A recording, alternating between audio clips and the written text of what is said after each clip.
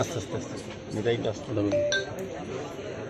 আগরতলা পৌর নিগম এবং সরকারের উদ্যোগে আগরতলা শহরে বিভিন্ন বাজারগুলিকে আমরা সংস্কার করার চিন্তাভাবনা করছি। তারই অঙ্গ হিসাবে এই বর্ডার গোলচক্কর যে বাজারটা অনেক ধরনের পুরনো বাজার এবং এটা প্রয়োজনের সময়ের তাগিদে আমরা এটা কিছুটা সংস্কার করব। নতুন করে বাজারটাকে আধুনিক বিজ্ঞানসম্মতভাবে তৈরি করার চেষ্টা করছি। সেক্ষেত্রে আজকে এখানে আমাদের আগেও আমরা এসেছিলাম, আমাদের কমিশনার সাহেব, আমাদের প্রোপারেটর, এমআইসি মেম্বার, তোষাবু জানবী নীতি মহোদয় সহ মনোযোগ দ্বারা এবং আমাদের সঙ্গে আছেন বিশিষ্ট ব্যক্তিবর্গ যারা এই বাজারের সঙ্গে যুক্ত আছেন, জসীমউদ্দিন সাহেব সহ।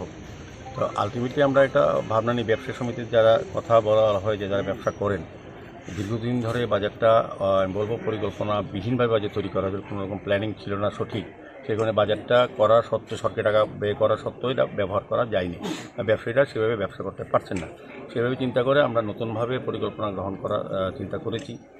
যেহেতু এখানে লাইট হাউস বিশাল প্রকল্প, এখানে কয়েক হাজার লোকের বাস হবে, তাদের প্রয়োজন পড়বে। আমাদের স্থলবন্দরে প্রায় দুদেশ থেকে বিদেশিরা এবং এখান থেকে যারা প্রায় 1000 লোক যাওয়া আসা করে, তাদের কেনাকাটার একটা ব্যবস্থা করা দেওয়া।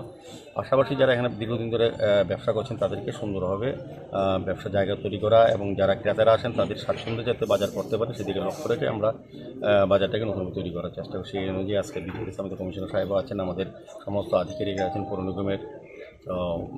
আমরা এর মধ্যেই চেষ্টা করব বাজারটাকে নতুন করে তোলা। সেই ক্ষেত্রে আমরা ব্যবসায়ীদের সার্বিক সহযোগিতা চাইব এবং এই এলাকার যারা ক্রেতা তাদের কাছে আমরা আবেদন থাকবে, তারা কিছুটা দিন হয়তো বাজারটা শিফট করা হবে, ছোটো আকারে হবে, সেখানে যে তারা একটু আমাদেরকে সহযোগিতা আস্তে আস্তে এটাই আস্তে হবে।